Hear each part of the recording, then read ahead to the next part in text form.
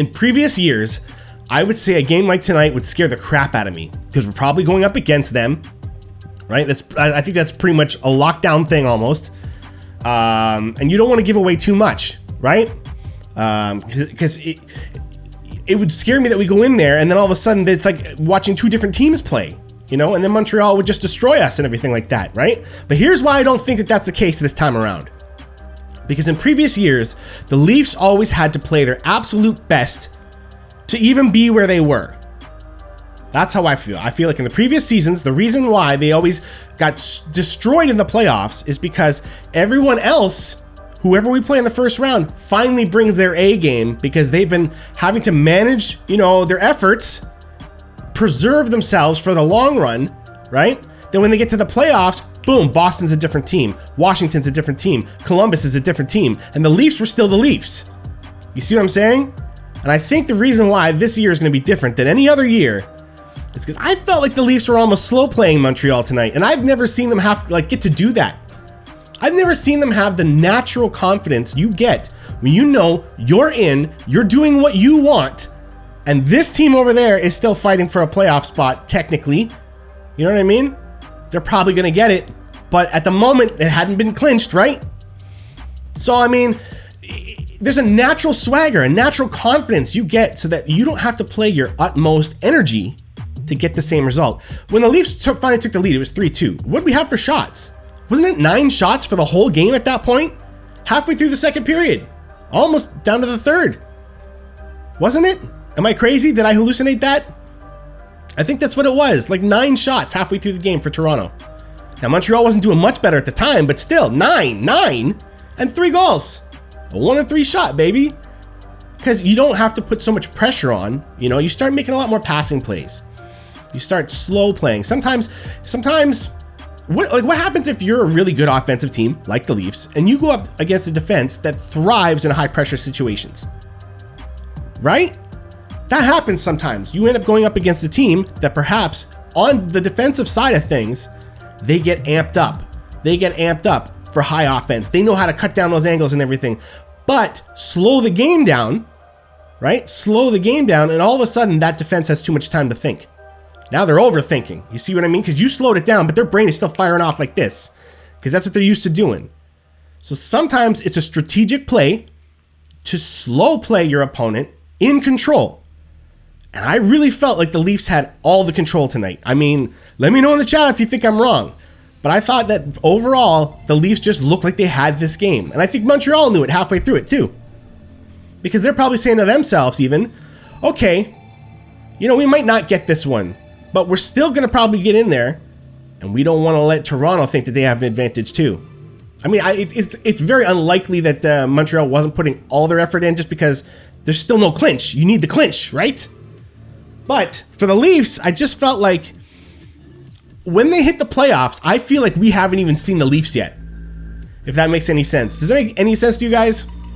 Like over this whole season, as good as we've seen them be and as bad as we've seen them be at times, I feel like we haven't even seen their max yet. We're not there yet. And I always credit a lot of that to the veteran players. You know, the Spetzes, the Thorntons, the Simmons, now Foligno and stuff like that, right?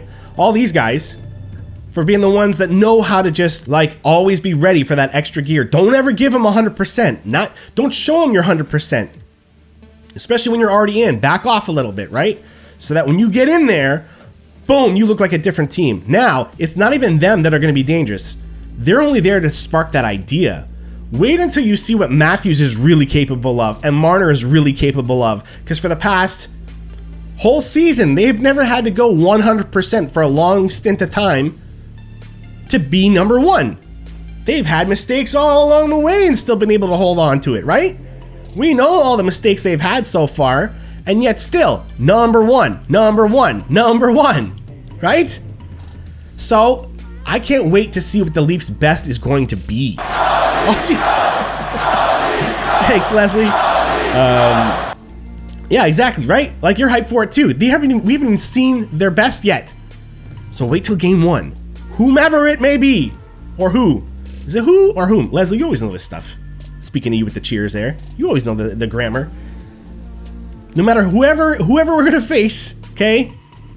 I don't even think the Leafs have shown us their best yet. So I think they can beat anybody in this division. I believe they can beat two teams in this division back to back.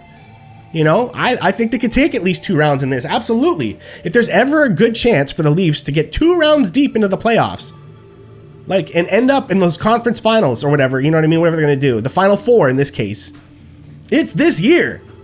It's this year. The Leafs have proven they can beat every single one of these teams, and not just beat them, but have a game where they straight up own them. Straight up own them. All right? And yeah, each one of them got their one shot in against us that really stung, and we had to take a huge L on it. You know the ones. They all had their own story this season. I swear to you. Right? Where it was like an embarrassing L for Toronto. Well, you know what? Still number one. Still number one. So there's a confidence that comes along with that. If you can maintain that for a while, it gets to the point where you're not even trying your hardest every night.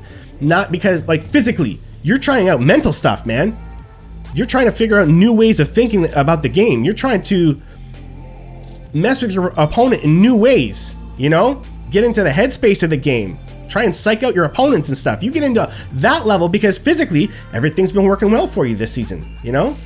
The passes are working, the skating's working. We just need to know where to be, and we need to know where to look for each other.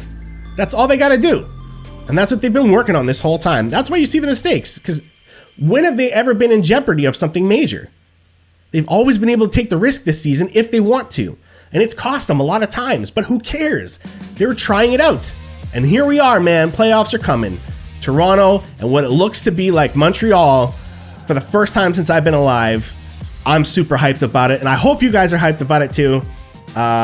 Quickly go over the goals. I mean, what? That Marner one's beautiful. The first one against Campbell, he went through like 9 bodies before he even, you know, got to see it. So I think the net, I think it hit the back of the net, started bouncing out. The ref would come pick it up, and then Jack Campbell finally went like this by the time he saw it. But I mean, like, can you blame him? I couldn't even see it. You know, in the replay, when they show the angle from behind the puck, you see all the bodies kind of parting ways a little bit, and you can't see Campbell there, man. He's blocked the whole time until finally, and he's supposed to react to that? No way. So, no problem with that one. I didn't even see the second goal against him. You know what? I missed it. And I didn't even bother to go back and check it. Because you know why? We all know the math behind that. I didn't even have to look, because if it's the one goal that's garbage for the game, right? Did you say it at home?